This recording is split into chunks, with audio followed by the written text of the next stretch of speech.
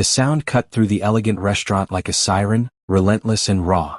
Every head turned toward the corner booth where a little girl sat screaming, her face red and wet with tears.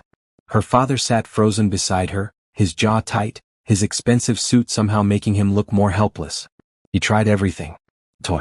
A tablet. Soft words. Nothing worked. The child's grief poured out in waves that made the other diners shift uncomfortably in their seats. Grace Mitchell balanced 3 plates on her left arm and 2 on her right, but even she couldn't ignore the sound. It had been going on for 20 minutes now. The manager kept glancing over, clearly torn between asking the man to leave and being too afraid to approach him. Grace knew who he was. Everyone in New York knew Gabriel Russo. His face appeared in business magazines and news articles. He owned half the buildings in Manhattan. People whispered that he was ruthless, cold, unstoppable. But right now, watching him try to comfort his daughter, Grace saw something else entirely. She saw a man drowning. Grace set down her plates at table 7 and wiped her hands on her apron. Her feet ached from working a double shift. She had been at her other job, cleaning offices, until 3 in the morning. Then she had shown up here at Milano's at 10 for the lunch rush. Her body screamed for rest, but her heart pulled her toward that corner booth. She had worked with children before, back when she volunteered at the community center. She recognized this kind of crying. This wasn't a tantrum. This was grief. "Grace, don't," whispered her coworker Jennifer as she passed. "That's Gabriel Russo. He'll have you fired if you bother him." Grace glanced at her manager, Tom, who stood near the kitchen door wringing his hands. He caught her eye and shook his head slightly. The message was clear. Stay away.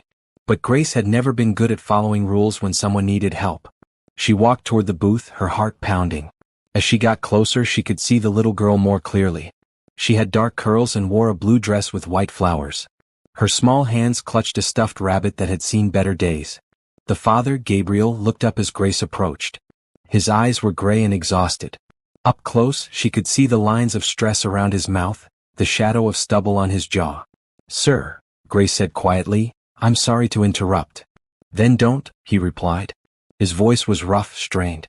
Grace should have walked away. But she looked at the little girl and saw something that made her stay. The child wasn't looking at her father. She was staring past him at nothing, lost in whatever pain had swallowed her whole. "What's her name?" Grace asked. Gabriel's jaw tightened. "Sophia." "How old is she?" 3. "And I don't need." "Sophia," Grace said gently, crouching down beside the booth so she was at the child's eye level. "Hi, sweetheart." The little girl's crying didn't stop, but her eyes shifted slightly toward Grace. "I know you're sad," Grace continued, her voice soft and steady. "I know it hurts so much. It's okay to cry." Sophia's sobs hitched just a little. "You miss your mama, don't you?" Grace said. The restaurant seemed to go quiet. Gabriel's face went pale. Sophia's crying changed, became softer, more broken. "It's okay to miss her," Grace whispered. "She loved you so much. And she would want you to know that it's okay to be sad. But she would also want you to know that you're not alone. Your daddy is right here and he loves you more than anything in the whole world." Sophia's small body shook, but the screaming stopped. She looked at Grace with enormous brown eyes filled with tears. "Can I sit with you for a minute?" Grace asked. Sophia didn't answer, but she didn't say no either. Grace looked up at Gabriel, silently asking permission. He stared at her for a long moment, then gave a slight nod. Grace slid into the booth beside Sophia. She didn't touch the child, just sat there, present and calm. "My mama went away when I was little too," Grace said quietly. "I didn't understand where she went. And it made me so angry and so sad. I cried a lot, just like you." Sophia's breathing slowed. She clutched her rabbit tighter. "But you know what I learned?" Grace continued. "I learned that the people who love us never really leave. They stay in our hearts. And when we remember them, it's like they're right there with us." Sophia turned her head slightly, looking at Grace more directly now. "Your mama is in your heart," Grace said, placing a gentle hand on her own chest. "Right here. Always." A tear rolled down Sophia's cheek, but she wasn't screaming anymore. She reached out one small hand and touched Grace's arm. The gesture was so simple, so trusting, that Grace felt her own eyes sting with tears. "That's right, baby," Grace whispered. "You're okay." Gabriel sat perfectly still, watching this stranger work a miracle he couldn't manage himself. His daughter, who had been inconsolable for weeks, was finally calming down. When Sophia leaned against Grace's side, something inside him cracked open. "She just needs a mom," Grace said softly, looking up at Gabriel. Not to replace the one she lost. But she needs that kind of love. That kind of comfort. Children this age don't understand death. They just know someone is missing. And they need to feel safe again. Gabriel's throat worked as he swallowed hard. I don't know how to give her that. You're her father, Grace said. You give her everything. But maybe she needs a little extra help right now. Sophia's crying had stopped completely. She sat curled against Grace, sucking her thumb, her eyes heavy with exhaustion. Grace stroked her hair gently, instinctively. I don't even know your name, Gabriel said.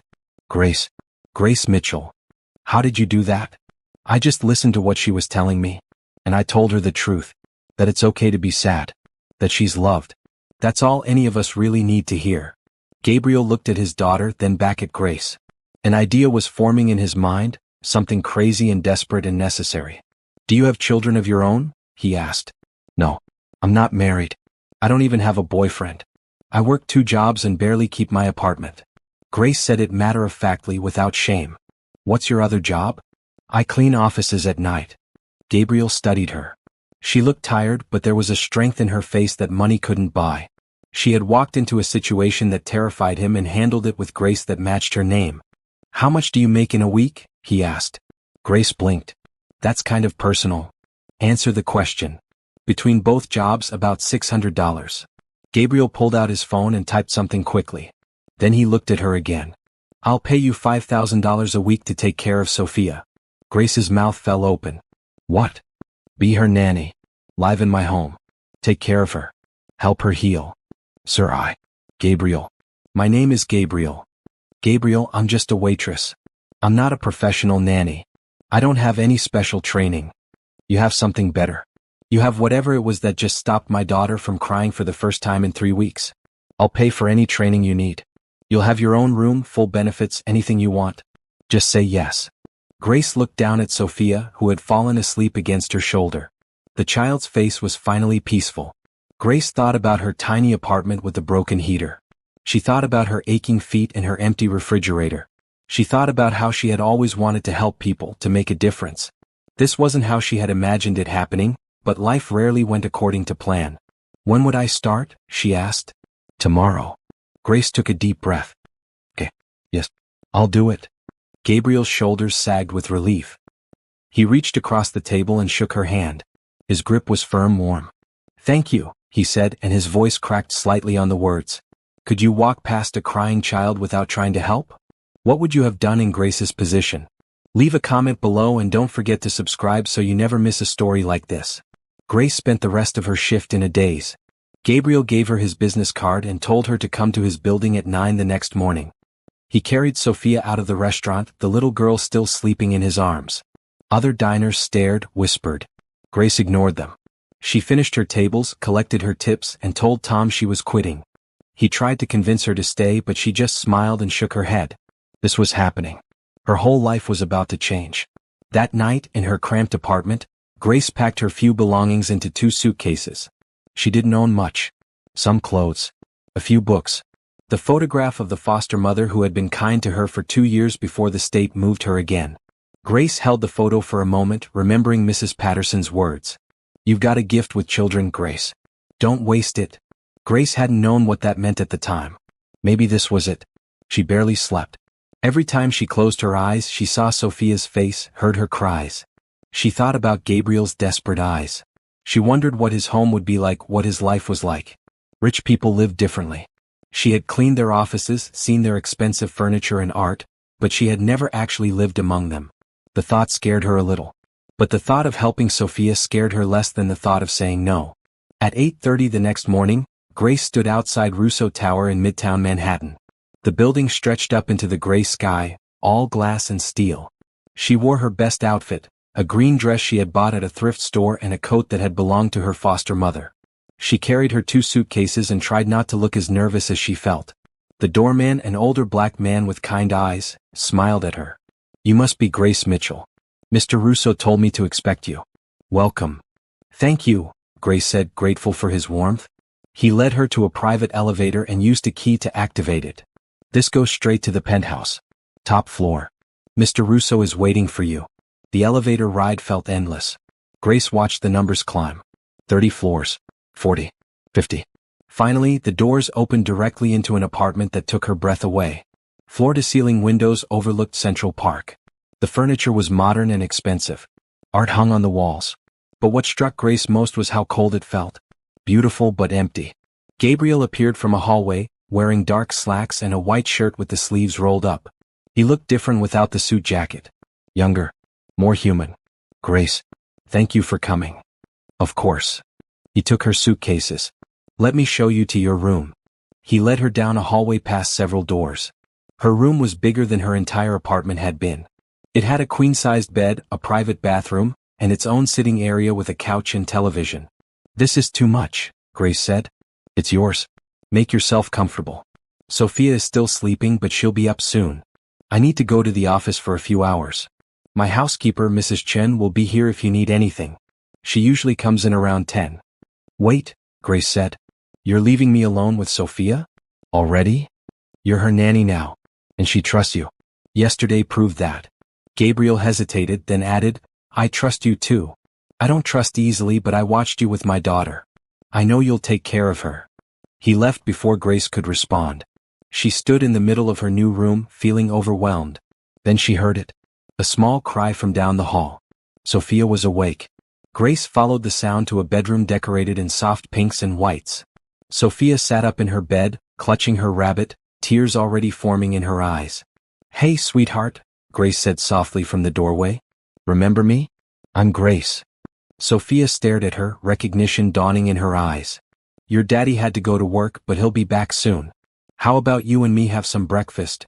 Sophia didn't answer, but she climbed out of bed and walked over to Grace, reaching up her arms. Grace's heart melted. She picked up the little girl and held her close. It's going to be okay, Grace whispered. We're going to be okay. The first week passed in a blur of new routines and small victories. Grace learned that Sophia liked pancakes shaped like animals and hated having her hair brushed. She learned that the little girl slept with 3 stuffed animals, always arranged in the same order, and that she had nightmares almost every night. Grace would hear her crying and would rush to her room, holding her until she calmed down. Sometimes it took 5 minutes. Sometimes it took an hour. Grace never complained. Mrs. Chen, the housekeeper, turned out to be a woman in her 60s with gray hair and a no-nonsense attitude. At first, she watched Grace with suspicion, as if expecting her to fail. But by the 3rd day, when she found Grace on the floor playing blocks with Sophia, both of them laughing, her expression softened. You're good for her, Mrs. Chen said. I haven't heard her laugh like that since before Mrs. Russo passed.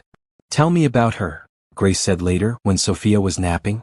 About Isabel. Mrs. Chen poured them both tea and sat at the kitchen table. She was beautiful. Elegant. She came from old money, one of those families that has been rich for generations. But she wasn't snobbish. She was kind.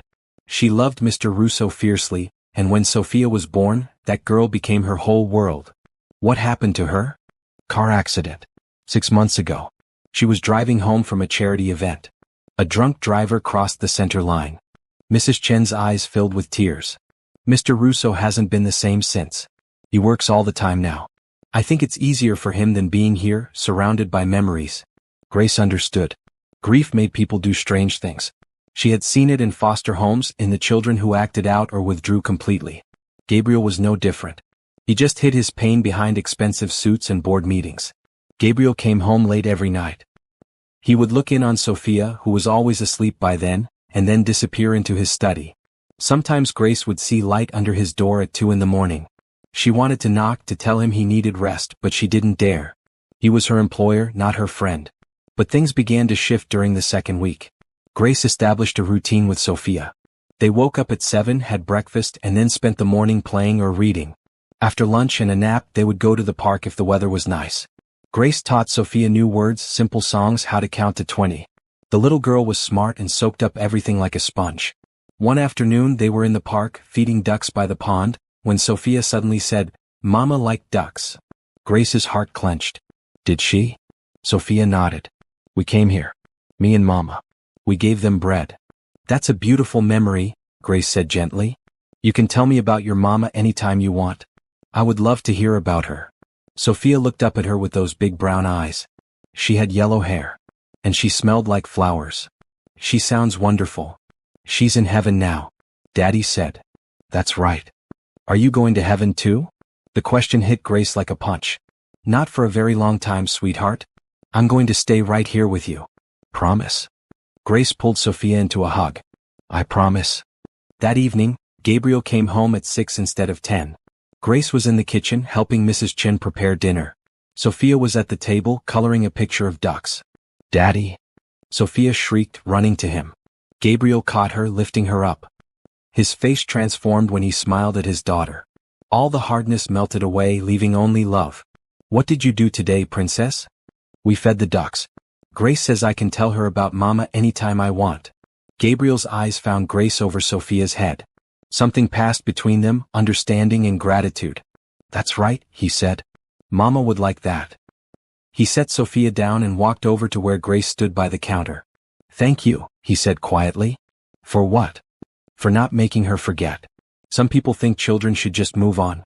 But Isabel was her mother. She deserves to be remembered. Of course she does. Gabriel studied her face for a moment as if trying to figure her out. Stay for dinner. Please. I'd like to hear about your week. It wasn't a request. It wasn't quite a command either. It was something in between, and Grace found herself nodding. They ate together at the dining table, something Gabriel admitted he hadn't done since Isabel died. Sophia chattered about her day, showing her father the duck picture. Gabriel listened with complete attention, asking questions, praising her artwork. Grace watched him and saw the man behind the CEO. The father who loved his daughter more than anything. After Sophia went to bed, Gabriel asked Grace to join him in the living room. She sat on the couch while he poured himself a drink and stood by the window, looking out at the city lights. I need to know more about you, he said. I hired you on instinct, which isn't like me. But if you're going to be part of Sophia's life, I should know your story. Grace had expected this. What do you want to know? Everything. Start from the beginning. So she told him. About being born to a teenage mother who couldn't care for her. About the foster system that had been her only family. About kind homes and cruel ones, about moving every year or two, never staying long enough to put down roots. About aging out of the system at 18 with no money and no support. About working her way through community college while waiting tables. About dropping out when she couldn't afford tuition. About the years of just surviving one day at a time. Gabriel listened without interrupting. When she finished, he was quiet for a long moment. You could have become bitter, he said finally. Most people would have. I thought about it. But bitterness doesn't change anything. It just makes you smaller. How did you learn to be so wise? Grace laughed softly. I'm not wise. I just know what it feels like to hurt. And I don't want anyone else to feel that way if I can help it.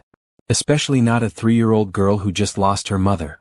Gabriel set down his glass and came to sit beside her on the couch. Not too close, but close enough that she could smell his cologne, something expensive and subtle. Isabel would have liked you, he said. She believed in kindness above everything else. She used to say that in a world this hard, choosing to be kind was the bravest thing you could do. She sounds like she was an incredible person. She was. Gabriel's voice roughened. And I don't know how to live without her. I throw myself into work because at least there I know what I'm doing. But when I'm here in this apartment, I see her everywhere. I hear her voice. And it kills me that Sophia is growing up without her. Sophia isn't growing up without love, Grace said firmly. You love her. That's what matters. Is it enough? Love is always enough. Everything else we figure out as we go. Gabriel looked at her, really looked at her, and Grace felt something shift in the air between them. It wasn't attraction, not yet. It was recognition. Two people who had both known loss, both learned to survive, both understood that life didn't give you what you wanted but you kept going anyway. I'm glad you're here, Grace, he said. So am I. 3 weeks in, and Grace felt like she had always lived in the penthouse. Sophia was a different child now. She still had sad moments, still cried for her mother sometimes, but the inconsolable grief had eased. She laughed more. She played more. She was starting to heal. Grace established a routine that gave Sophia stability. Every morning they made breakfast together. Sophia stood on a stool and helped crack eggs or pour milk. They read 3 stories before nap time, always the same 3 because Sophia liked the repetition. In the afternoons they did art projects or went to the park. Grace took her to the library and got her a library card, which Sophia treated like treasure. They checked out stacks of picture books and read them curled up on the couch. Mrs. Chin warmed to Grace completely. The two women worked together easily, taking care of the house and Sophia. Mrs. Chin taught Grace how to cook Gabriel's favorite meals, though Grace insisted she was just a simple cook. "Nothing fancy," Grace would say. "I can make spaghetti and chicken and that's about it." "That's all a family needs," Mrs. Chin replied. "Good food made with love." Mrs. Russo used to say the same thing. Gabriel still worked long hours, but he started coming home earlier when he could. One Thursday he arrived at 5 in the afternoon, surprising them all. Grace and Sophia were in the kitchen making cookies. Sophia's face and apron were covered in flour, and she was giggling as Grace pretended the cookie dough was trying to escape. Gabriel stood in the doorway just watching. Grace didn't notice him at first. She was too focused on Sophia, on making the little girl laugh. When she finally looked up and saw him, she startled. "You're home early. I wanted to see Sophia before bedtime for once." He walked over and kissed the top of his daughter's head. "What are we making?" "Chocolate chip cookies," Sophia announced proudly. "Grace says we can't eat the dough because we'll get tummy aches, but I already ate some and I feel fine." Gabriel raised an eyebrow at Grace, who shrugged sheepishly. "One small bite won't hurt," she said. "Daddy, do you want to help?" Sophia asked. Gabriel looked at his expensive suit and dress shoes, clearly calculating the mess. Then he looked at his daughter's hopeful face and smiled. "Sure, princess. Let me change first."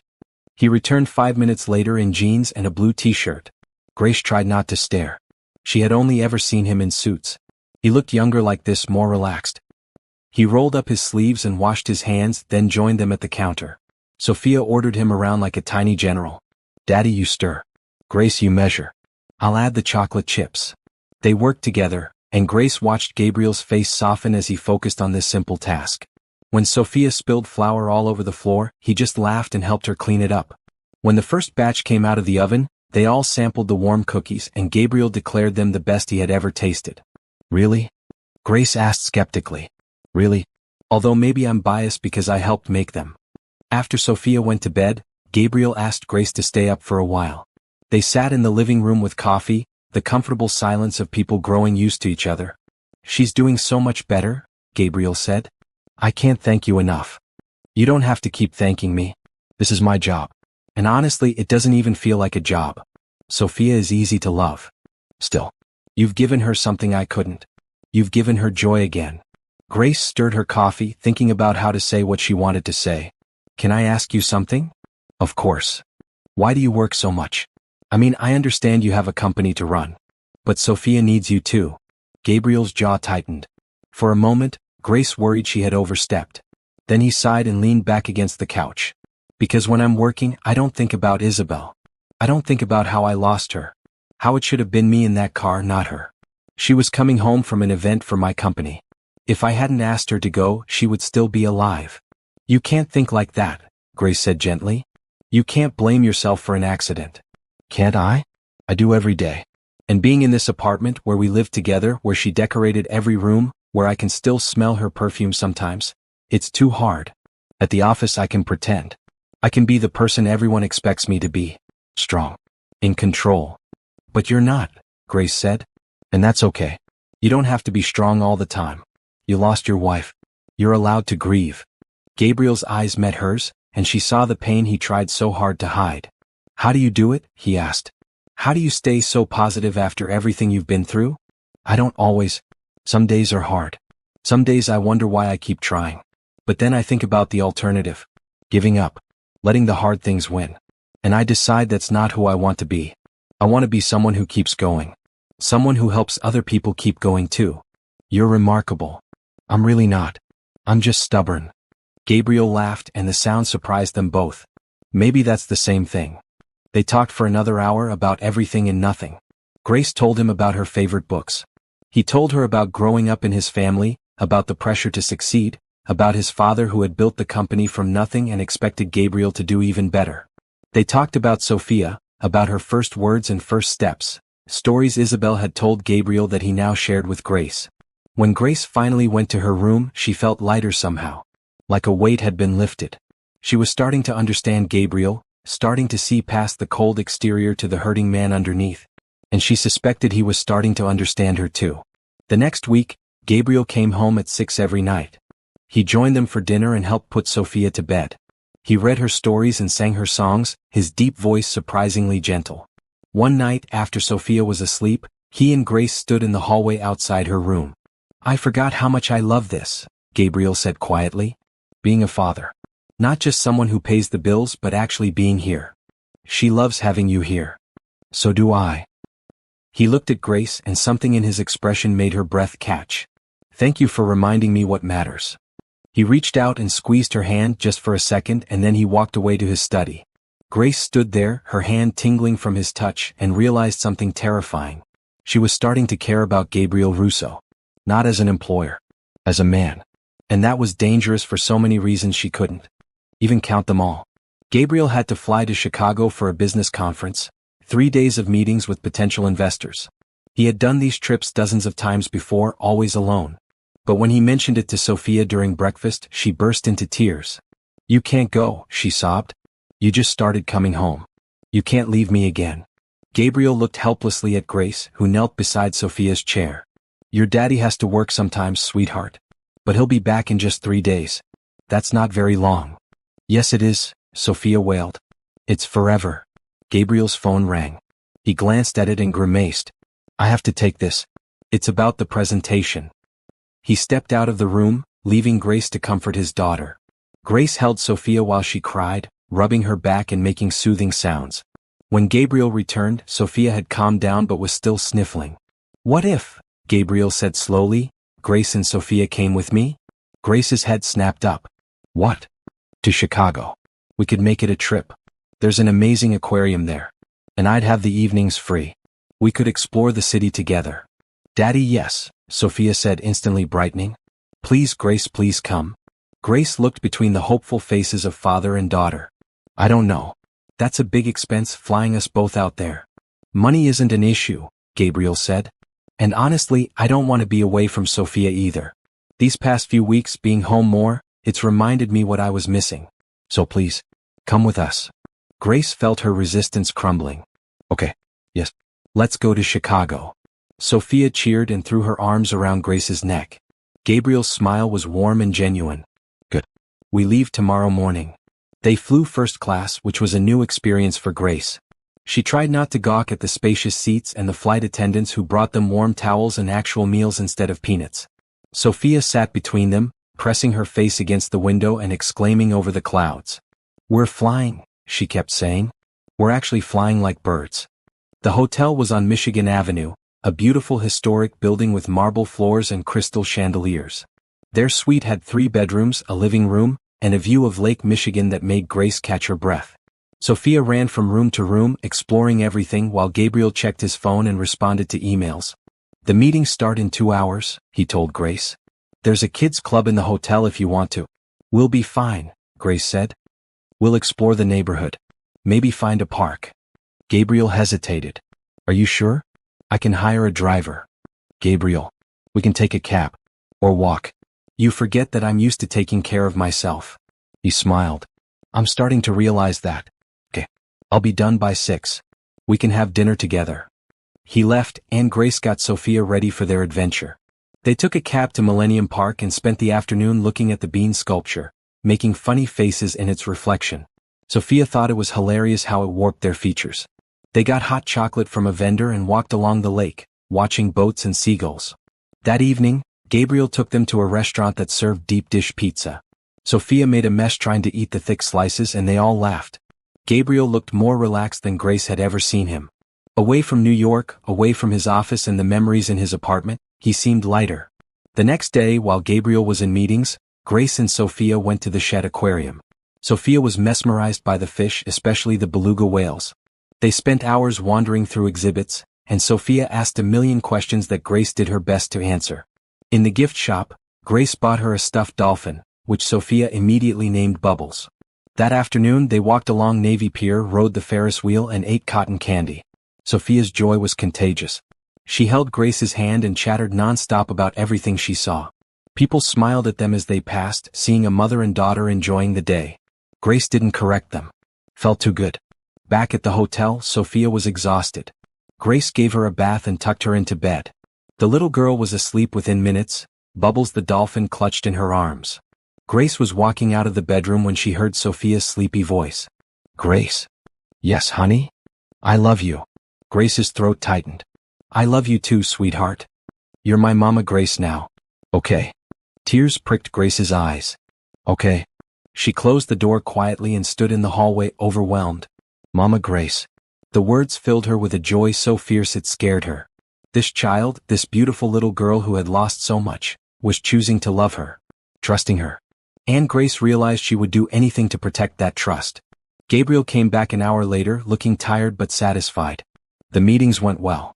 We should have the funding we need for the expansion. He glanced around. Where's Sophia? Asleep. She had a big day. They sat on the couch in the living room and Grace told him about the aquarium and Navy Pier. Gabriel listened with a smile. I should have been there, he said. I should have seen her face when she saw the whales. You'll see it next time. And she knows you're working to take care of her. She's proud of you. Is she? Of course. She talks about you all the time. My daddy builds buildings. My daddy is important. She thinks you're a superhero. Gabriel laughed softly. I'm far from that. To her you are. They sat in comfortable silence for a while. The hotel room was quiet except for the distant sound of traffic outside. Grace felt the strangeness of the situation. Here she was, in Chicago, sitting with a billionaire, talking like they were old friends. A month ago, she had been serving tables and cleaning offices. Life changed fast when you let it. Can I tell you something? Gabriel said. Of course. When Isabel died, I thought my life was over. Not literally, but in every way that mattered. I thought I would just go through the motions, work and take care of Sophia, and that would be it. No happiness. No connection. Just survival. He turned to look at her. But these past few weeks, you've shown me that there can be more. That life doesn't end when you lose someone. It just changes. And maybe that's okay. Grace's heart pounded. I'm glad you're finding your way back. I couldn't have done it without you. He reached over and took her hand, lacing his fingers through hers. You've given me and Sophia a gift. Oh, I didn't think I'd feel that again. Grace squeezed his hand, unable to speak. They sat there, hands linked, and something unspoken passed between them. Something that felt like a promise. The next morning was Gabriel's last day of meetings. He left early and Grace and Sophia had a lazy breakfast in the hotel room, ordering room service and eating pancakes in their pajamas. Around noon Gabriel called. The last meeting ended early, he said. My flight isn't until 8. Want to do something together? They met him in the lobby and took a cab to Lincoln Park Zoo. It was a beautiful spring day, and the zoo was full of families. They walked hand in hand, all three of them, Gabriel on one side of Sophia and Grace on the other. They saw lions and monkeys and penguins. Sophia laughed and pointed and asked endless questions. Gabriel answered patiently, looking up facts on his phone when he didn't know the answers. At one point, Sophia ran ahead to look at the gorillas. Grace and Gabriel stood side by side watching her. This feels like a family, Gabriel said quietly. Grace's breath caught. It does. I never thought I'd have this again. This feeling. What feeling? Wholeness. He looked at her, and Grace saw something in his eyes that made her stomach flip. Longing. What? Connection. Grace, Mama Grace, Daddy, come look. Sophia shouted, waving at them. The moment broke. They walked over to their daughter, that's what Grace thought of her now, their daughter, and looked at the gorillas. But Grace could still feel the weight of whatever Gabriel had been about to say. That night, on the plane back to New York, Sophia fell asleep between them. Gabriel draped a blanket over her and then looked at Grace. Thank you for coming, he said. This trip would have been miserable without you. I had a wonderful time. So did I. He paused. Grace, I need to tell you something. Okay. I'm falling in love with you. The words hung in the air between them. Grace's heart raced. She should have been shocked, but she wasn't. Because she had been feeling the same thing, even though she had been too scared to admit it. Gabriel. You don't have to say anything. I know it's complicated. You work for me. We live in the same house. There are 1,000 reasons this is a bad idea. But I can't stop how I feel. And I don't want to. For the first time since Isabel died, I feel alive again. And it's because of you. Grace looked at Sophia, sleeping peacefully between them. She thought about the life she had built over the past month. The purpose she had found. The love that had grown in her heart for this little girl, and she could admit it now for her father too. I'm falling for you too, she whispered. And it scares me. Why? Because what if I mess this up? What if I'm not enough? Gabriel reached across Sophia and took Grace's hand. You're more than enough. You're everything. They didn't talk more that night. But they held hands over Sophia's sleeping form, and it felt like a promise. A beginning. Back in New York, life settled into a new rhythm. Gabriel came home every day by 6. They had dinner together as a family, all 3 of them around the table sharing stories about their days. After Sophia went to bed, Gabriel and Grace would talk for hours. Sometimes about serious things, sometimes about nothing at all. They learned each other's quirks and habits. Grace discovered that Gabriel liked his coffee black and strong, that he read business journals before bed, that he had a secret love for old movies.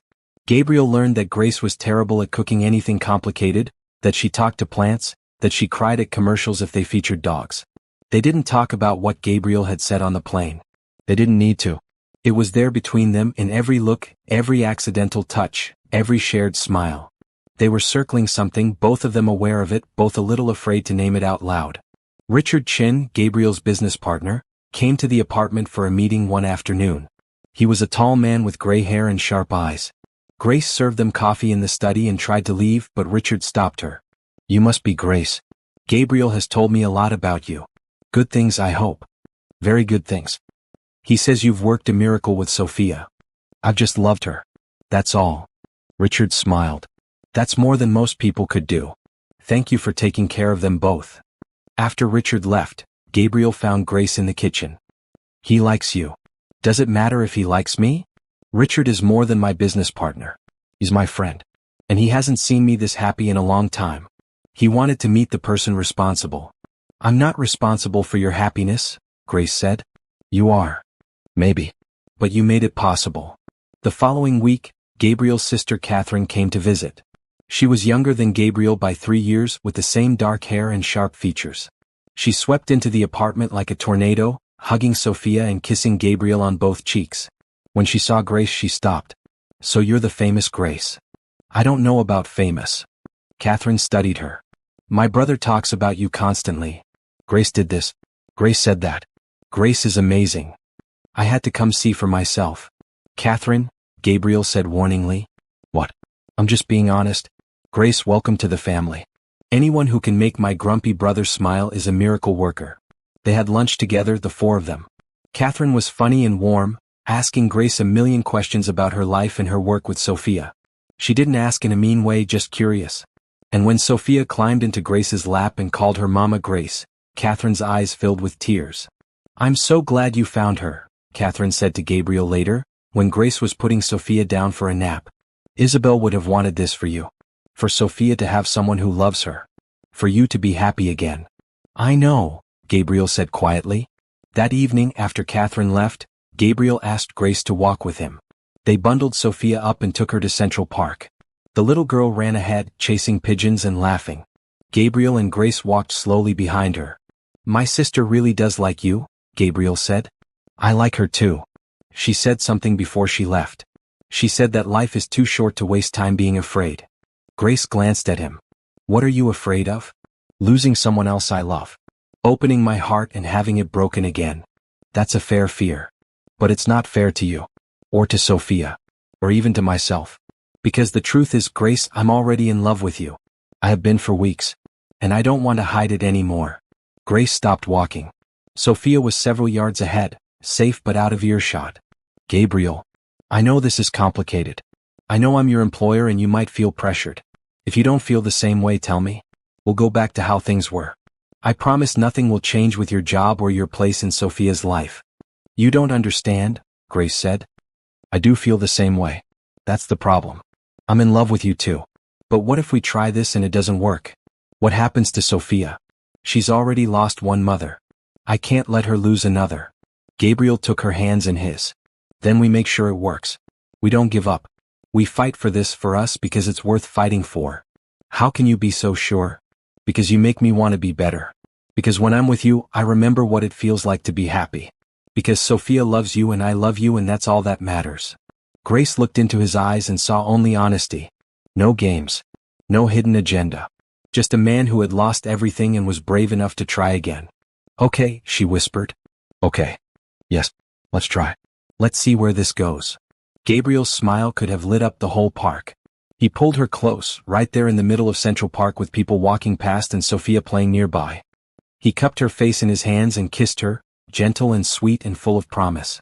When they pulled apart they were both smiling. "Daddy, Grace, look at me," Sophia called, spinning in circles. They walked over to her and Gabriel lifted her onto his shoulders. The three of them walked through the park as the sun set, painting the sky in shades of pink and orange. Grace felt a peace she had never known before, like she was exactly where she was meant to be. That night, after Sophia was asleep, they sat together on the couch. Not just next to each other, but with Grace tucked against Gabriel's side, his arm around her shoulders.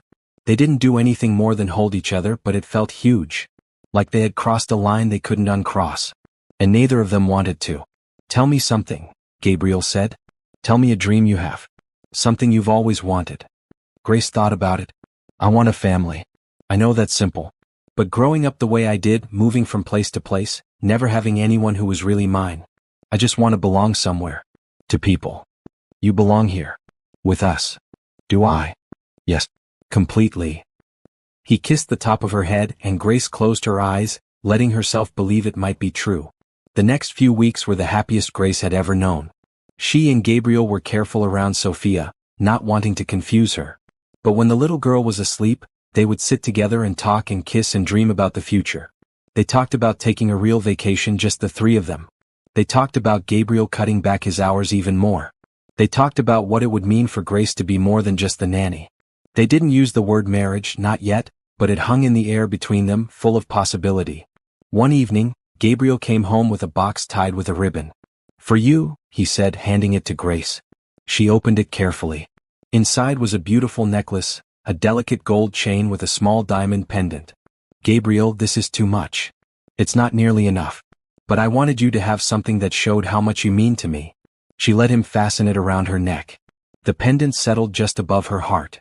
When she looked in the mirror, she barely recognized herself. This woman with the pretty necklace and the smile, this woman who looked happy, was she really Grace Mitchell from the foster system? Was she really the girl who had cleaned offices for minimum wage? "What are you thinking?" Gabriel asked, coming up behind her. "That my life feels like a fairy tale. And I'm scared I'm going to wake up." He turned her to face him. "This is real. I'm real. What we have is real. And I'm not going anywhere." He kissed her, slow and deep, and Grace let herself believe him. Let herself hope. Because hope, she was learning, was not something to be afraid of. Hope was what carried you through. Hope was what made tomorrow possible. Gabriel had been planning this weekend for 2 weeks. He wanted it to be perfect, a chance for the three of them to get away from the city and just be together. His family owned an estate in the Hamptons, a beautiful property right on the ocean that had been in the Russo family for 3 generations. He hadn't been there since before Isabel died. But it was time.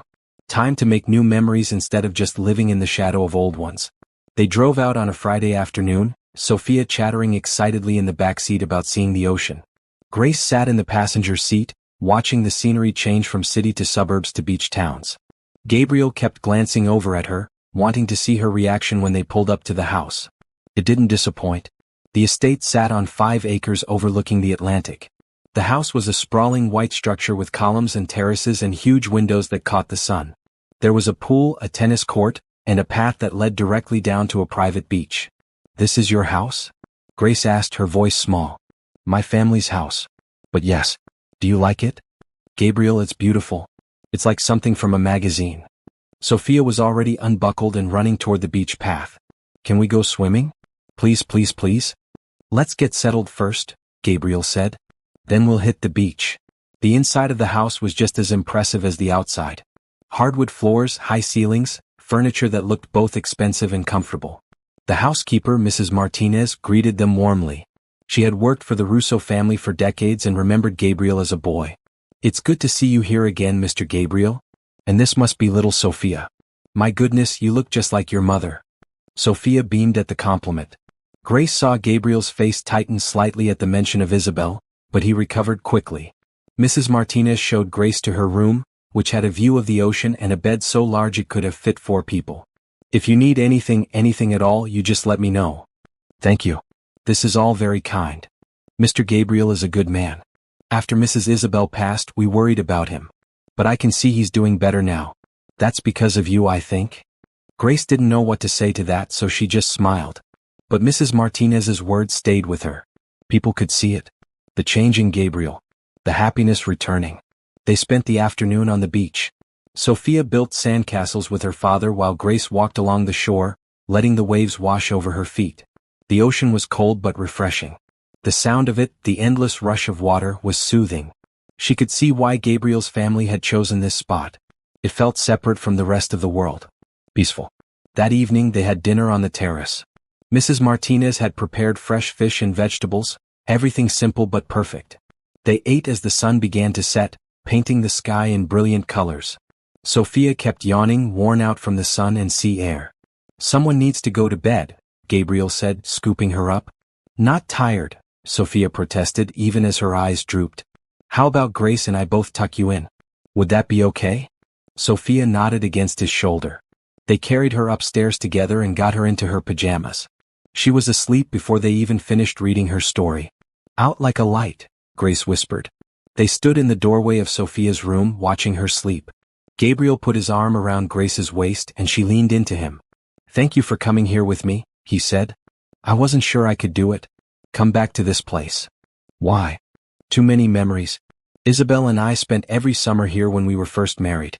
And after Sophia was born, we'd come out on weekends. She loved it here. Being back without her." He trailed off. "But you're not without her," Grace said gently. "She's part of every room, every memory. And that's okay. You don't have to erase her to move forward. You just have to bring new people along." "Is that what you are? A new person?" "I hope I'm more than that by now." Gabriel turned her to face him. "You're everything. You're my second chance.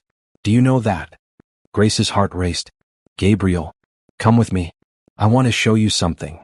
He took her hand and led her downstairs, out the back door and down the path to the beach. The sun was fully set now, but the moon was bright, reflecting off the water.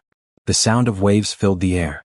Gabriel led her to where the sand was wet and firm, and they stood looking out at the ocean. "When I was a kid, I used to come down here and make wishes," Gabriel said. "My mom told me that if you wished on the first star in the ocean at the same time, it had to come true." "Did your wishes come true?" "Some of them. Not all.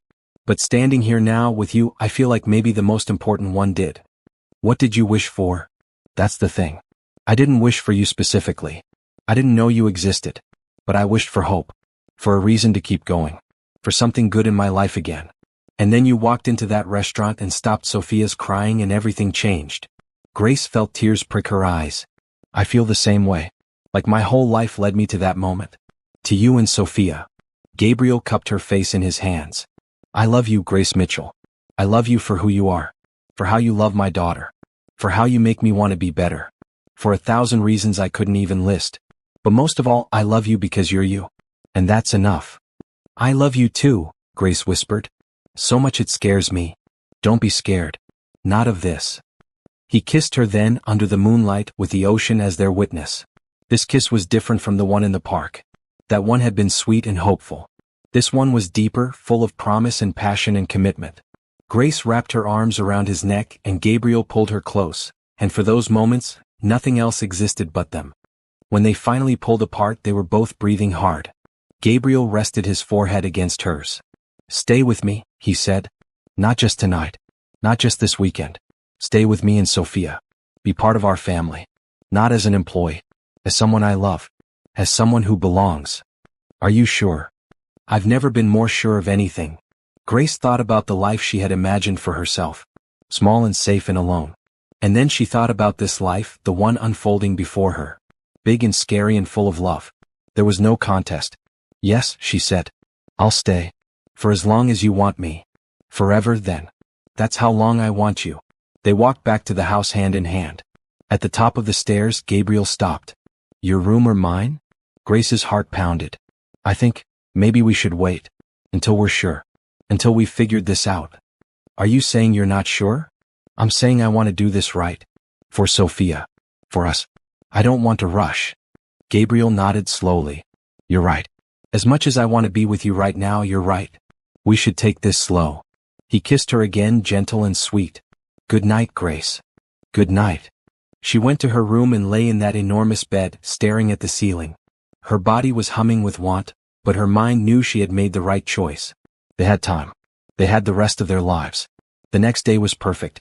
They spent hours on the beach playing with Sophia, swimming in the waves, collecting shells. Gabriel taught Sophia how to skip stones, and she giggled every time one bounced across the water. They had a picnic lunch on the sand, sandwiches and fruit and cold lemonade. In the afternoon, while Sophia napped, Gabriel and Grace walked along the shore. "I've been thinking," Gabriel said. "About us. About what comes next." "What do you mean?" "I want to make this official. I want the world to know that you're more than Sophia's nanny, that you're my partner, the woman I love." People might talk about how fast this happened. Let them talk. I don't care what anyone thinks except you and Sophia. "When?" Grace asked. "Soon. When we get back to the city. I want to take you out properly. Fancy dinner. Show you off. Let everyone see how lucky I am." Grace laughed. "I don't have anything fancy to wear." "Then we'll buy you something." "Grace, I want to give you everything. Not just things but experiences, travel, adventure, a life you deserve. I don't need fancy things. I just need you and Sophia." "I know. That's why I love you." That evening, they sat on the terrace after Sophia went to bed. Gabriel had opened a bottle of wine, and they sipped it while watching the stars come out. Grace wore her necklace, the one Gabriel had given her, and it caught the light every time she moved. "I have something for you," Gabriel said. He pulled a small box from his pocket and Grace's breath caught. "Gabriel, it's not what you think. Not yet. But I want you to have this." He opened the box. Inside was a key on a silver chain. "It's to the apartment," he explained. "And to this house. And to anywhere else we go. I want you to know that you have a place. That you belong. That you're not just a guest in my life. You're home." Grace took the key, her hands shaking. "Thank you. Will you wear it?" She nodded, and he fastened the chain around her neck. The key settled next to the diamond pendant, two symbols of belonging. "I'm going to marry you someday," Gabriel said quietly. "When you're ready. When the time is right. But I need you to know that's where this is going. I'm not playing games. I'm not just having fun. I'm building a life with you." "I want that too," Grace said. "More than anything." They sat together until late, talking about their dreams. Gabriel wanted to take Sophia to Europe, show her all the places he had traveled for business. Grace wanted to finish her degree someday, maybe become a teacher. They talked about giving Sophia siblings, about growing old together, about all the ordinary and extraordinary days ahead of them. When they finally went inside, Gabriel walked Grace to her door. They kissed goodnight, long and slow, neither wanting to let go. "I love you," he whispered against her lips. "I love you too." Grace went to bed that night feeling like the luckiest person alive. She had gone from having nothing to having everything. A man who loved her. A child who needed her. A future that stretched out bright and full of possibility. And for the first time in her life, she wasn't afraid of losing it. She was just grateful to have it. If you're loving Grace and Gabriel's story, please subscribe and hit the notification bell so you don't miss what happens next. This is where things get intense. They returned to New York on Sunday evening, all three of them sun-kissed and happy. Sophia fell asleep in the car on the way from the Hamptons, worn out from the weekend. Gabriel carried her up to the apartment while Grace brought their bags. The city felt different now, less overwhelming. It felt like home. Monday morning, Gabriel left early for the office. He had a meeting with potential investors, something he had been working on for months. Grace got Sophia ready for her preschool, a small, exclusive program that met 3 mornings a week. Sophia had started attending a month ago and she loved it. She talked constantly about her teacher, Miss Amber, and her friends, particularly a little boy named Jacob. Grace walked Sophia to the school, which was only 4 blocks from the apartment. It was a beautiful morning, spring finally arriving in full force. Trees were blooming and people seemed happier, lighter. Grace waited until Sophia was safely inside, then started walking back home. She had a whole day ahead of her to run errands, clean the apartment, maybe read for pleasure for the first time in weeks. She was halfway home when her phone rang. A known number. She almost didn't answer, but something made her pick up. "Hello? Is this Grace Mitchell?" A man's voice, smooth and cold. "Yes. Who is this?" "A friend. I wanted to congratulate you on your new position. Nanny to Gabriel Russo's daughter. That's quite an accomplishment for someone like you." Grace stopped walking. "Who is this?" "Like I said, a friend. I'm just calling to give you some advice. Be careful.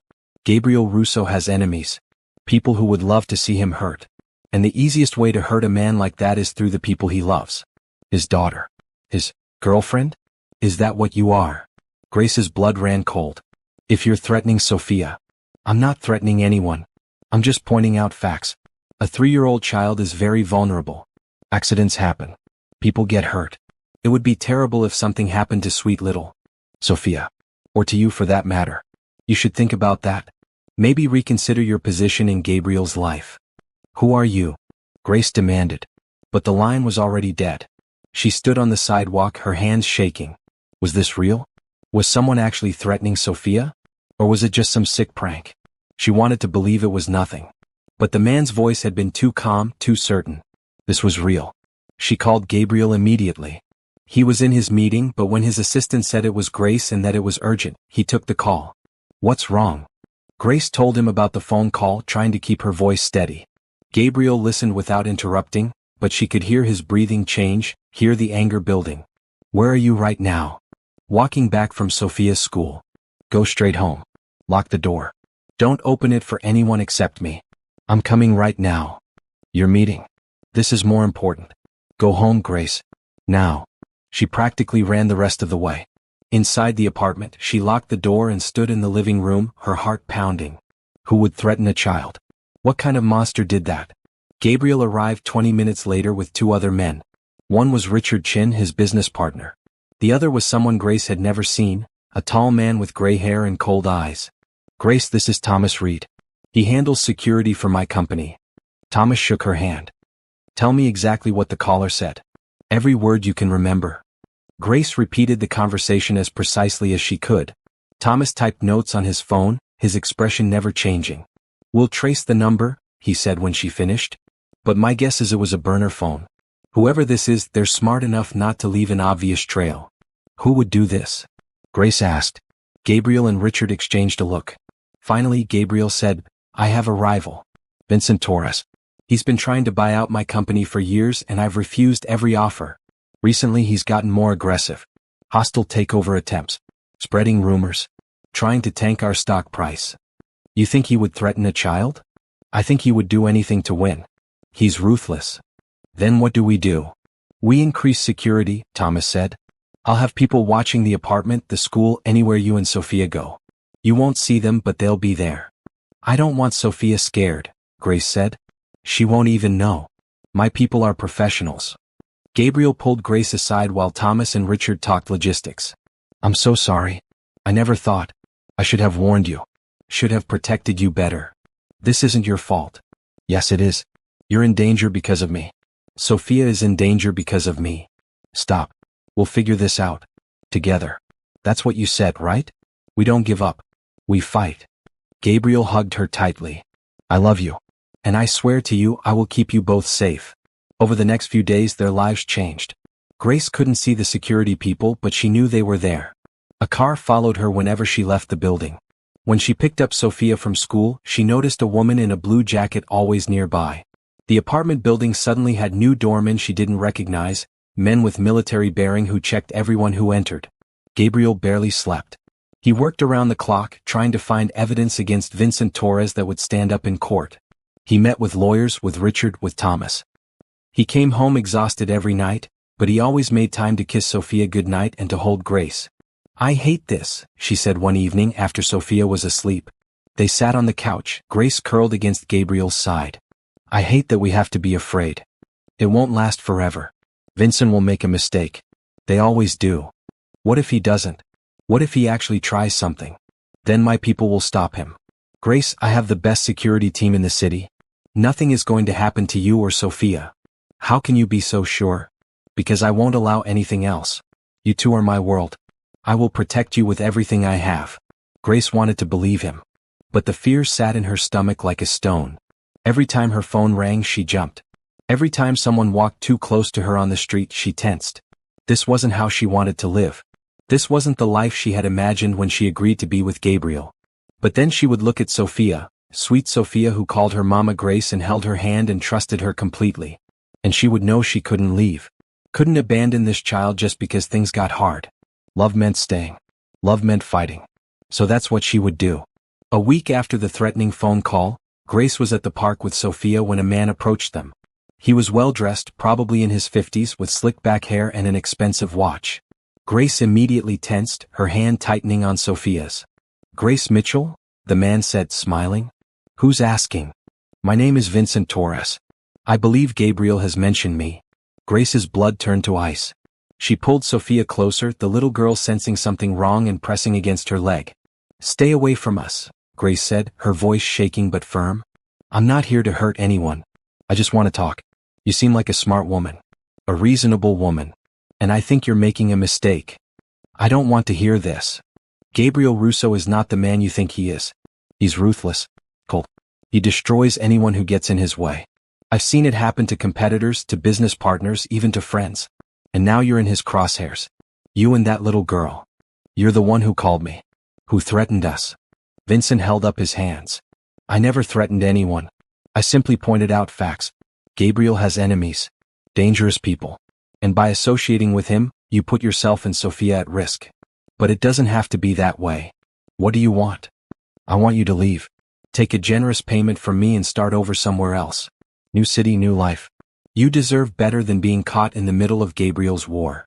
Grace stared at him. You think I would abandon Sophia? That I would take money to leave a child? I think you're a survivor. And survivors know when to walk away. Then you don't know anything about me. I'm not leaving. And if you come near us again, I'll make sure Gabriel knows. I'll make sure everyone knows what kind of man you are. Vincent's smile faded. That would be unwise. Is that a threat? It's advice. But I can see you're determined to learn the hard way. Good luck, Miss Mitchell. You're going to need it. He walked away and Grace stood there shaking. Sophia tugged on her hand. Mama Grace? Who was that man? Nobody, sweetheart. Just somebody who was confused. She pulled out her phone and called Thomas Reed immediately. He arrived at the park in under 10 minutes with 2 other security people. Grace recounted the conversation while Sophia played on the swings, oblivious. He approached you in public. That's bold, Thomas said.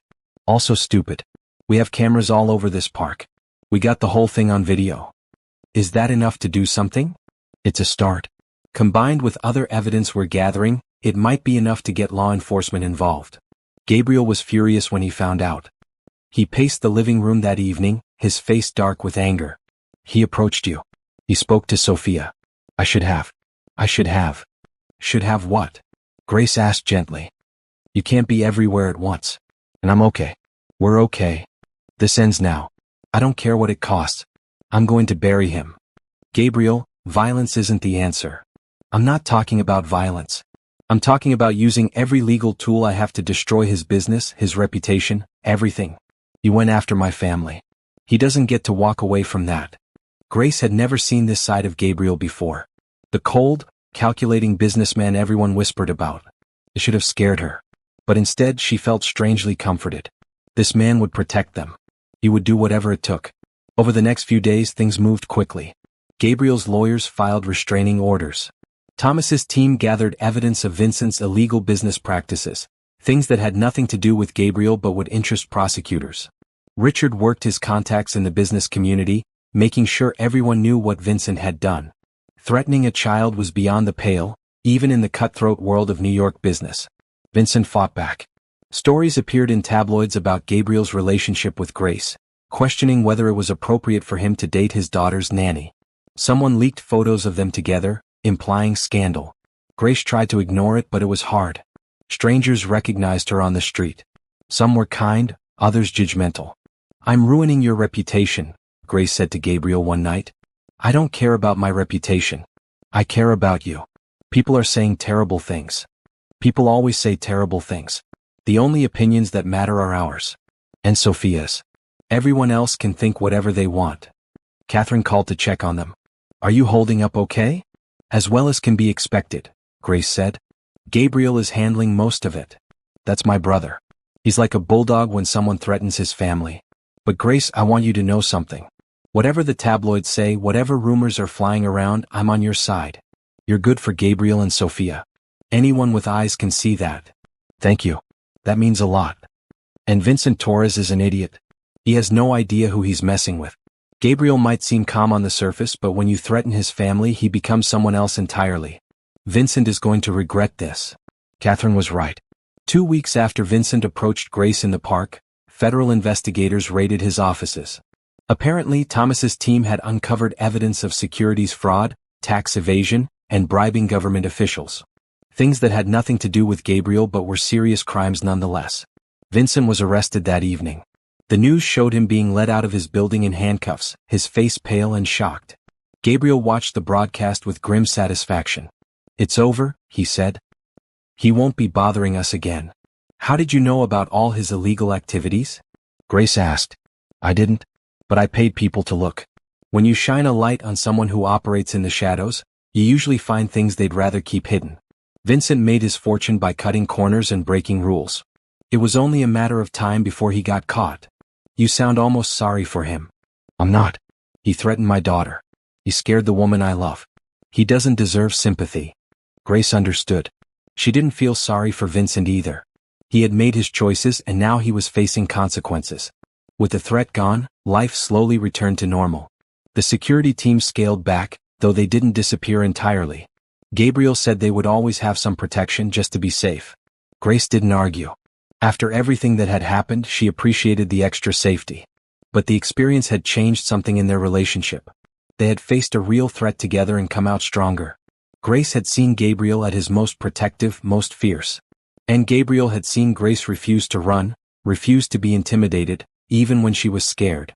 They had proven to each other that they were partners in every sense of the word. One evening, about a month after Vincent's arrest, Gabriel came home with a serious expression. Grace's heart sank. She had learned to read his moods, and this one said something important was coming. "What's wrong?" "Nothing's wrong. I need to talk to you about something." They sat on the couch and Gabriel took her hands. "These past few months have been incredible. And terrifying. And transformative. And through it all you've been there. Not just for Sophia but for me. You've become the foundation of our lives." "Gabriel, where is this going?" "I'm getting to it. The thing is, I can't imagine my life without you anymore. I don't want to imagine it. And I know we've only been together a short time, but when you've lost someone the way I lost Isabel, you learn that life is precious. Time is precious. And I don't want to waste another day not being completely honest about what I want." He reached into his pocket and pulled out a small box. Grace's breath caught. "Grace Mitchell, will you marry me?" Grace stared at the box, at the ring inside, a simple but beautiful diamond that caught the light. Her mind raced. This was fast. Really fast. They had only been together for a few months. But she thought about everything they had been through. The connection they had built. The family they had become. "Yes," she whispered. "Yes, I'll marry you." Gabriel's face lit up with pure joy. He slipped the ring on her finger and it fit perfectly. Then he kissed her, deep and passionate and full of promise. "I love you," he said against her lips. "I love you so much." "I love you too." They sat there, holding each other, looking at the ring on Grace's finger. It felt surreal. 6 months ago, Grace had been a struggling waitress with no family and no prospects. Now she was engaged to a billionaire, mother to a beautiful little girl, part of something bigger than herself. "When?" she asked. "When should we get married?" "Whenever you want. Tomorrow. Next year. I don't care as long as it happens. I want Sophia to be part of it. I want her to understand what's happening. We'll tell her together. And we'll make sure she knows that this doesn't change how much we love her. If anything, it makes our family more official." They told Sophia the next morning at breakfast. The little girl looked confused at first. "Daddy and Mama Grace are getting married?" "That's right, Princess. Grace is going to be my wife. And she'll be your... Well, we can figure out what you want to call her." Sophia thought about this very seriously. "Can I call you Mommy instead of Mama Grace?" Grace's eyes filled with tears. "If that's what you want, sweetheart, I would be honored." "Okay. You're my mommy now." Sophia went back to eating her pancakes as if they had just discussed the weather. But Grace and Gabriel looked at each other over her head, both of them emotional. They were really doing this. Building a family. Starting over. Choosing love.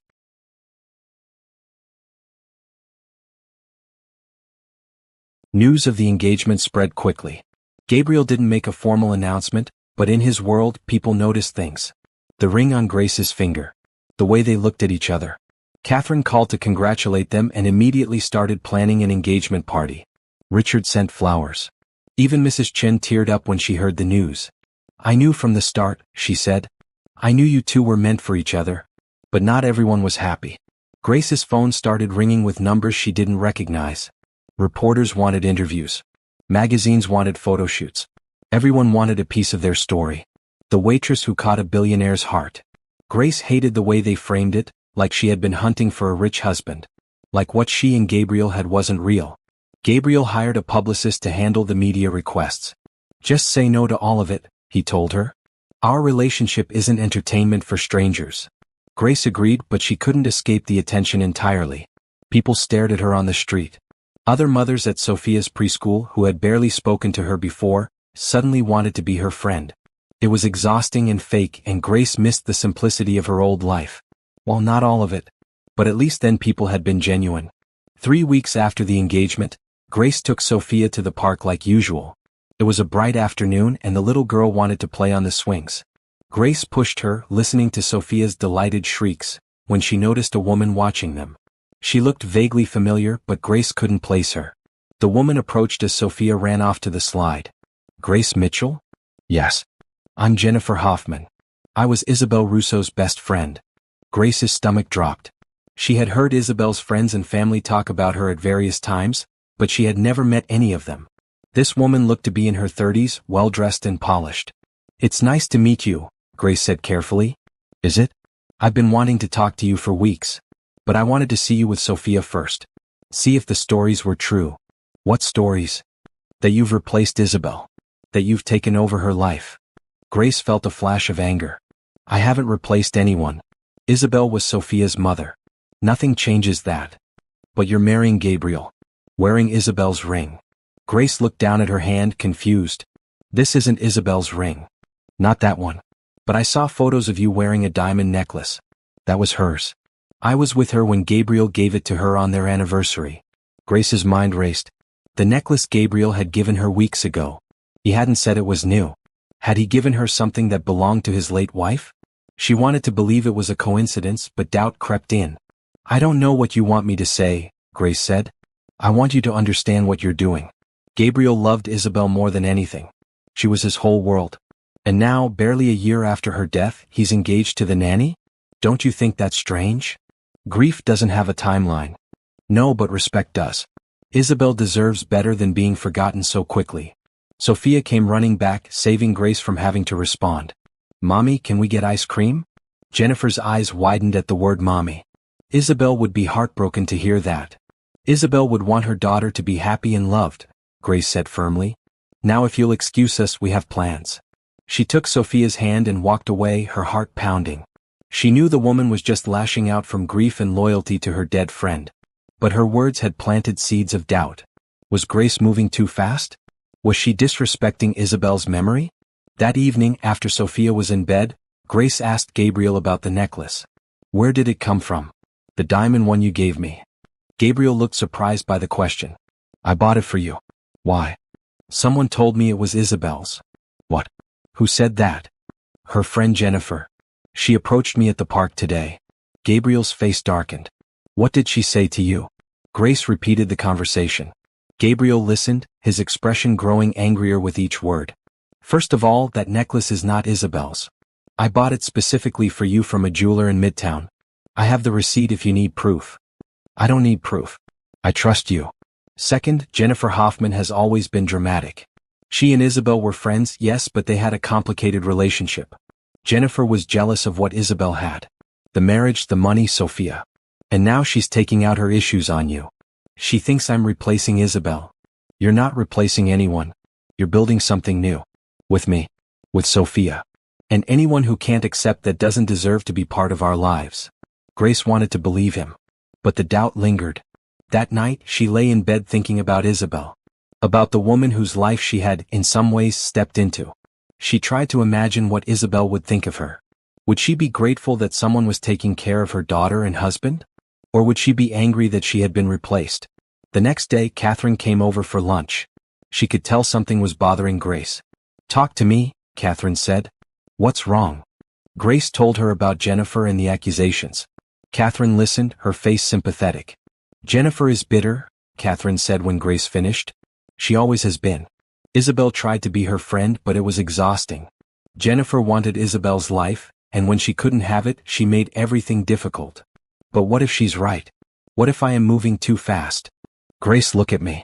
You are not replacing my sister-in-law. You're becoming part of our family. Those are two different things. Isabel was wonderful and we all miss her. But she's gone. And Gabriel and Sophia are still here, and they need love and care. You're giving them that. There's nothing wrong with that. How do I know Gabriel is ready? How do I know this isn't just him trying to fill the void she left? Because I know my brother. He doesn't do anything halfway. When he loves completely. And he loves you, Grace. Not as a replacement. As yourself. Can't you see that? Grace wanted to see it. But the seed of doubt had been planted, and it was growing. Over the next week, Grace found herself pulling back slightly. Not consciously, but she was more guarded. Less open. Gabriel noticed. What's going on? He asked one evening. You've been distant. I'm just thinking. About what? About us. About whether we're doing the right thing. Gabriel's face went pale. Are you having second thoughts? I don't know. Maybe. Gabriel, we've only been together for a few months. Maybe we should slow down. Wait a year or two before getting married. A year or two. Grace, why? What changed? She told him about her doubts, about feeling like she was intruding on a life that wasn't hers. Gabriel listened, and when she finished, he took her hands. I understand you're scared. I'm too. But Grace, I'm not marrying you because I'm trying to replace Isabel. I'm marrying you because I love you. Because you make me happy. Because I want to spend the rest of my life with you. Those are completely separate from my past with Isabel. But what if you wake up one day and realize you made a mistake? That you jumped into this too fast? That's not going to happen. You can't know that. Yes, I can. Because I've spent every day since I met you falling more in love with you. Every day, Grace.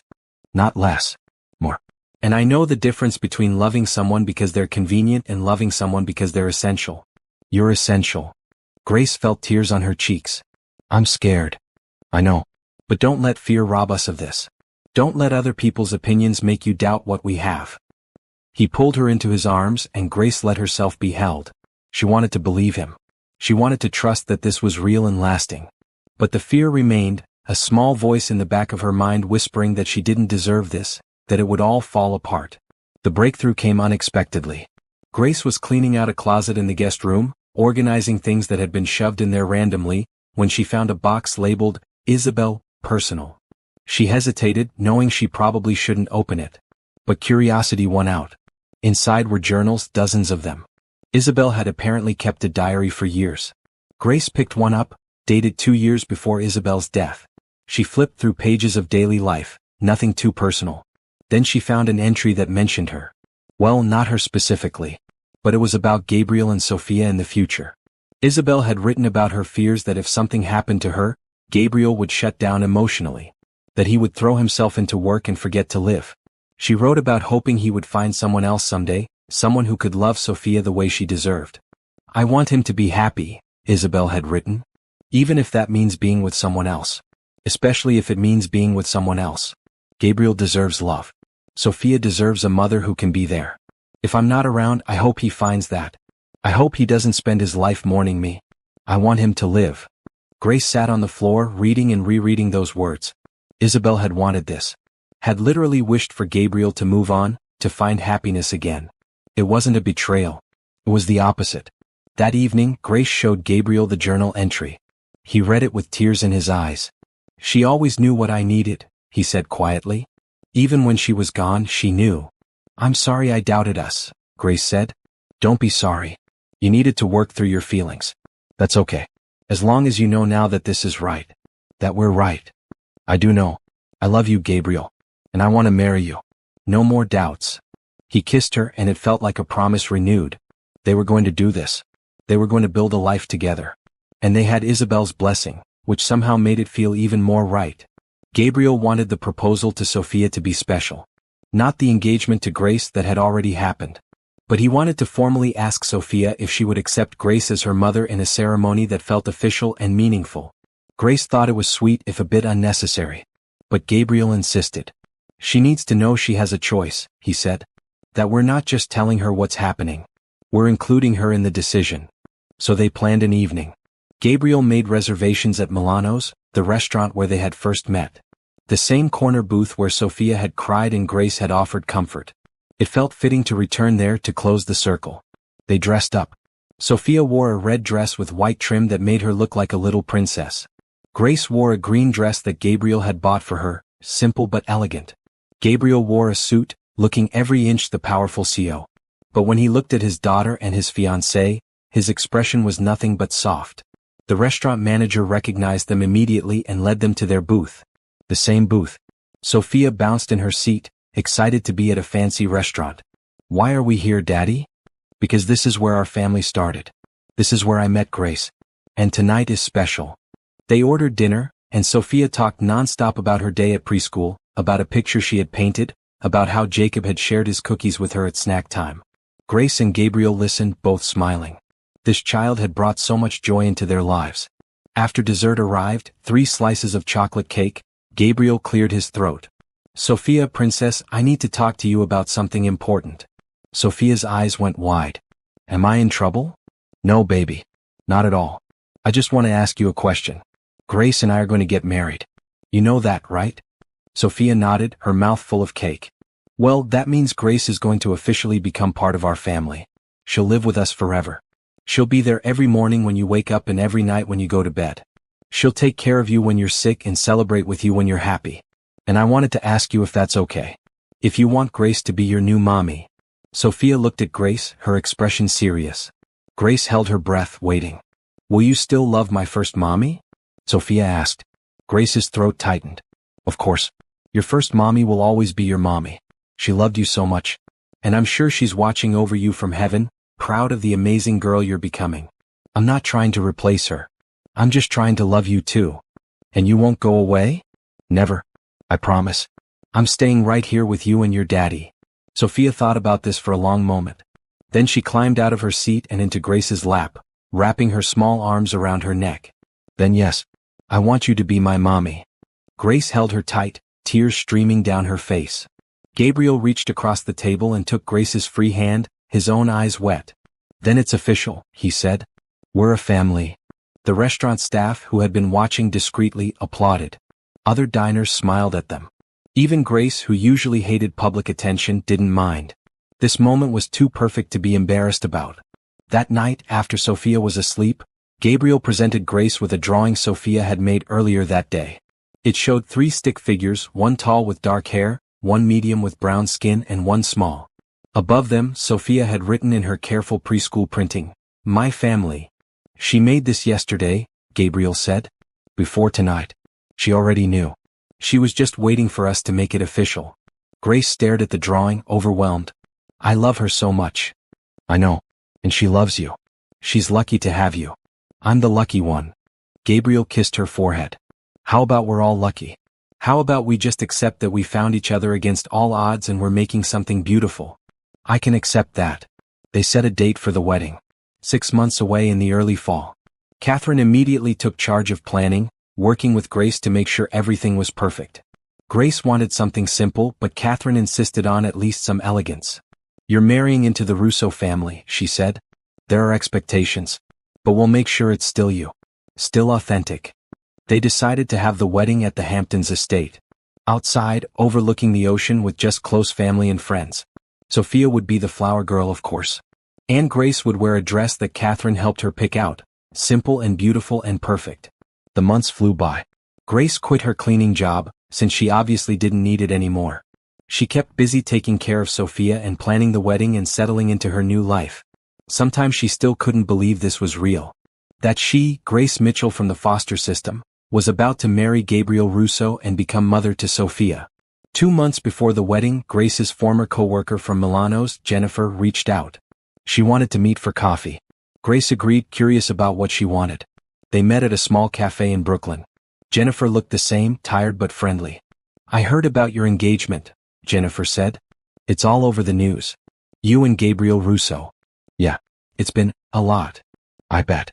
"Grace, I wanted to apologize. That day you quit, I said some things about how you were crazy to trust him.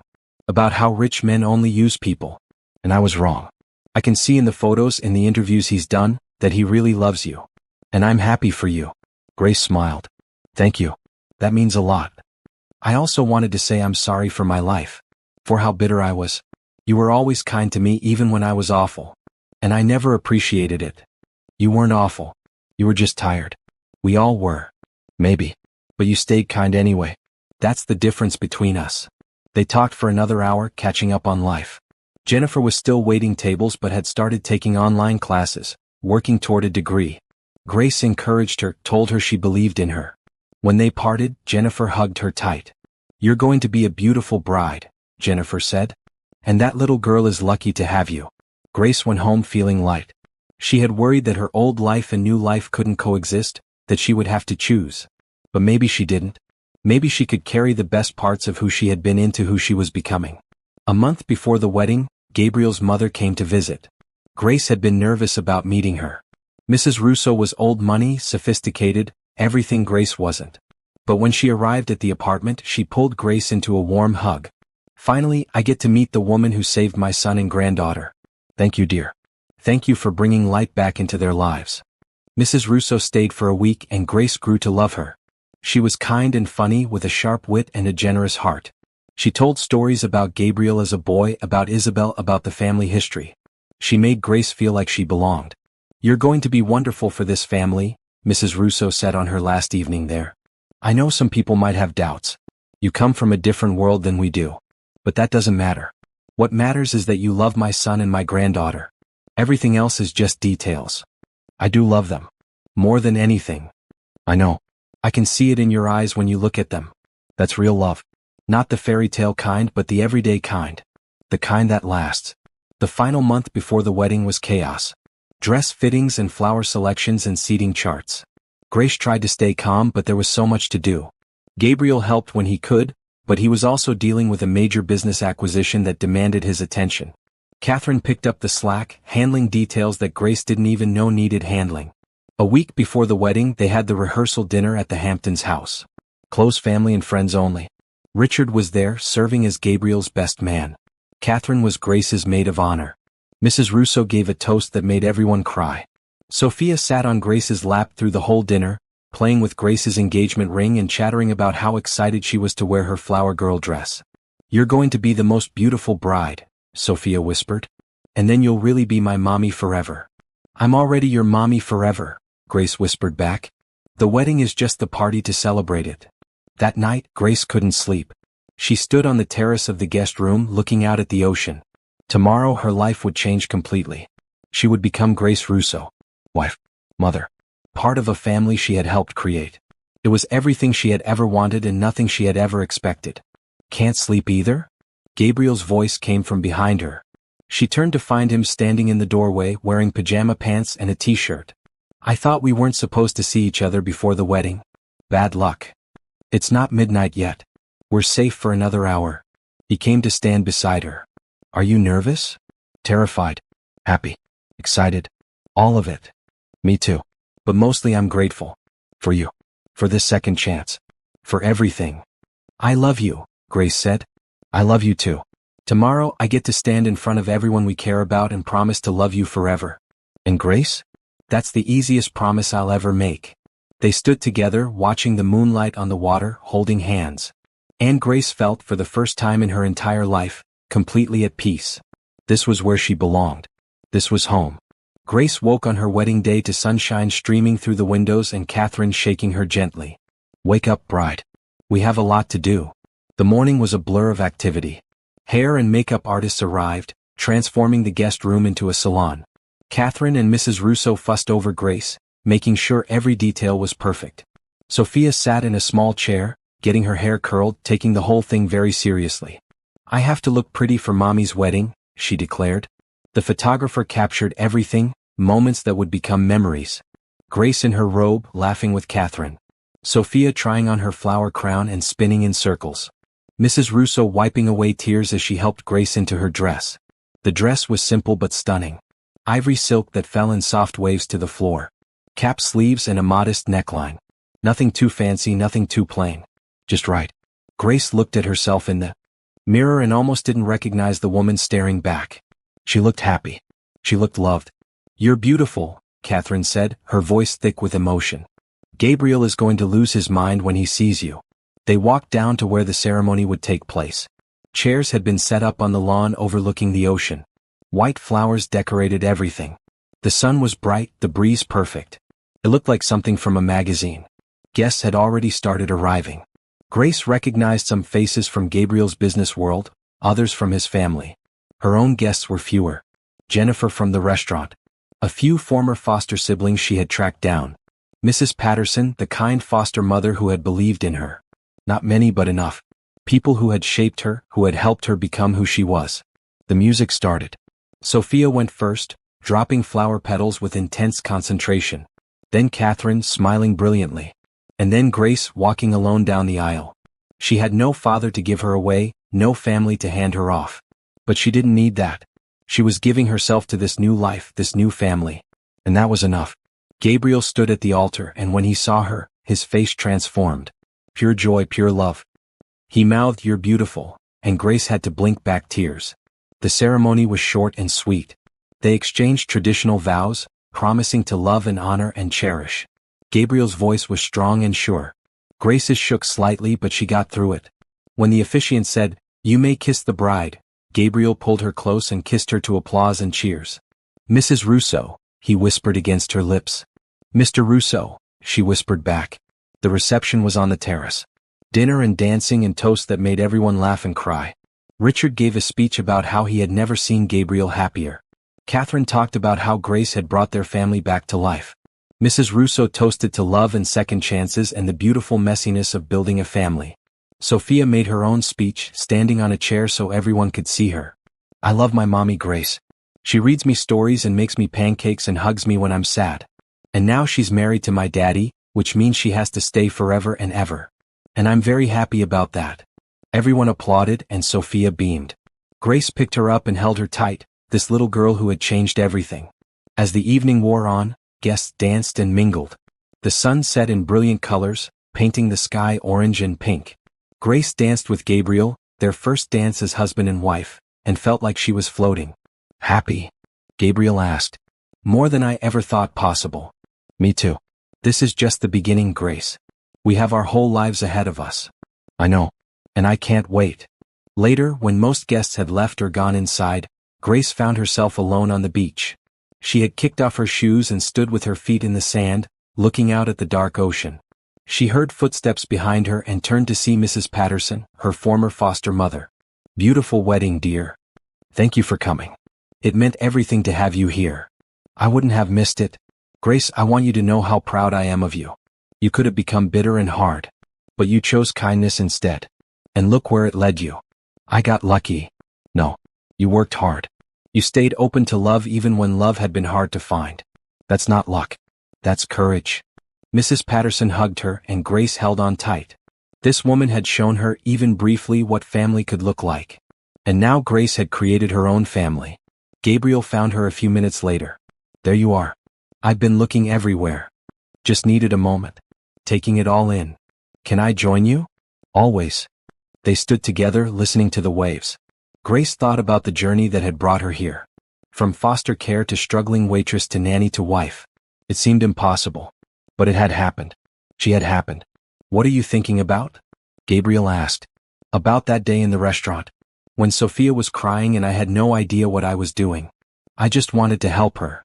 "You did help her. You helped both of us." "I know. But I'm also thinking about how easily I could have walked past. Could have minded my own business. And none of this would have happened. But you didn't walk past. That's who you are, Grace. You see people who need help and you help them. Even when it's hard.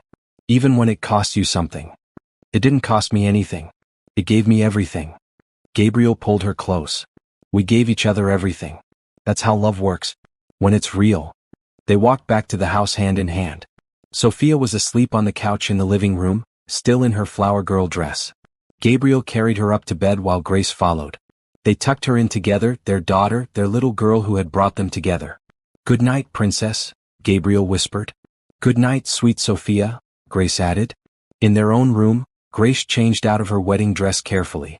She would save it, maybe pass it down to Sophia someday. She put on comfortable clothes and sat on the bed, exhausted but happy. Gabriel joined her, and they lay together in the darkness, talking quietly about the day. About funny moments and touching ones. About how perfect it had been. "I have something for you," Gabriel said. He reached into the nightstand and pulled out an envelope. A wedding gift. Grace opened it. Inside were legal documents. She scanned them, confused at first. Then she understood. Gabriel had set up a college fund for her. A full scholarship essentially to any school she wanted to attend. Gabriel, this is too much. No, it's not. You told me once you wanted to finish your degree. Maybe become a teacher. This makes that possible. You can go to school while Sophia is in preschool. Or wait until she's older. Whatever you want. But the opportunity is there. Grace felt tears streaming down her face. What? Why would you do this? Because you deserve it. Because you're smart and capable and you should have the chance to pursue your dreams. Because I love you and I want you to have everything you want. She kissed him, pouring all her gratitude and love into it. Thank you. For this. For everything. For seeing me. Always, Grace. Always. They fell asleep wrapped in each other's arms, the sound of the ocean in the distance. And Grace dreamed of the future. Of finishing school, of teaching children, of watching Sophia grow up. Of growing old with Gabriel, facing whatever came together. Of the family they had built from broken pieces. 6 months later, Grace stood in front of a classroom for the first time. She had enrolled in an online degree program, working toward her teaching certificate. And the university had arranged for her to do observation hours at a local elementary school. She was nervous watching the teacher work with second graders, remembering what it felt like to be that age. Lost and confused and looking for someone to see her. After class, a little girl approached her. Are you going to be a teacher? I hope so, Grace said. Someday. You should. You look nice. Like someone who would listen. Grace smiled. Thank you. That's the kind of teacher I want to be. That evening, she came home to find Gabriel and Sophia in the kitchen, attempting to make dinner. Or rather, making a huge mess while trying to make dinner. Flour covered the counters. A pot had boiled over. Sophia was laughing hysterically. What happened here? Grace asked. We tried to surprise you with dinner, Gabriel said sheepishly. It didn't go well. I can see that. But we had fun, Sophia added. Daddy let me crack the eggs all by myself. Grace looked at them, her husband and her daughter, covered in flour and grinning. This was her life now. Messy and chaotic and absolutely perfect. How about we order pizza instead? She suggested. Best idea all day, Gabriel agreed. They cleaned up the kitchen together, all three of them. Sophia chattered about her day at school, about the new friend she had made, about the song they had learned. Gabriel told them about a meeting that had gone well, about an expansion his company was planning. Grace shared about her observation hours, about the little girl who had said she looked like someone who would listen. After dinner, after Sophia was in bed, Grace and Gabriel sat on the couch with coffee. It was their routine now, this quiet time at the end of the day. Time to reconnect, to talk, to just be together. I love our life, Grace said. So do I. Sometimes I still can't believe it's real. That I get to have this. Believe it? You've earned it.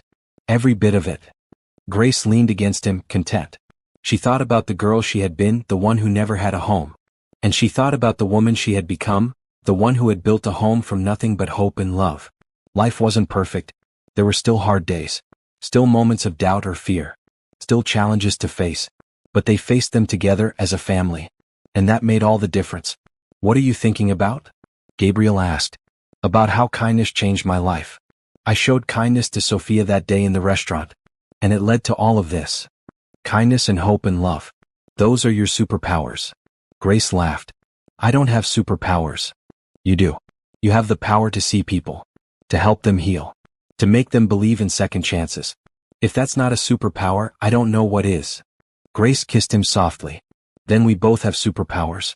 Because you gave me a second chance too. You saw me when I was invisible to everyone else. I'll always see you, Grace. Always. They sat together as the city lights sparkled outside the windows. Inside, their home was warm and safe and full of love. Sophia slept peacefully in her room, dreaming whatever dreams 3-year-olds dream. And Grace and Gabriel held each other, two people who had lost everything and found it all again. This was their story. Not a fairy tale, but something better. Something real. A story about choosing love even when it's scary. About building family in unexpected places. About second chances and hope and the courage to keep going. And it was just the beginning. Years from now, Grace would tell Sophia about that day in the restaurant. About how sometimes the smallest act of kindness can change everything. About how love finds you when you're brave enough to be open to it. About how family isn't always the one you're born into, but the one you choose and build and fight for. And Sophia would understand. Because she would grow up knowing what it means to be loved completely. To be seen. To belong. And she would carry that knowledge with her, passing it on to her own children someday. But for now, in this moment, they were exactly where they needed to be.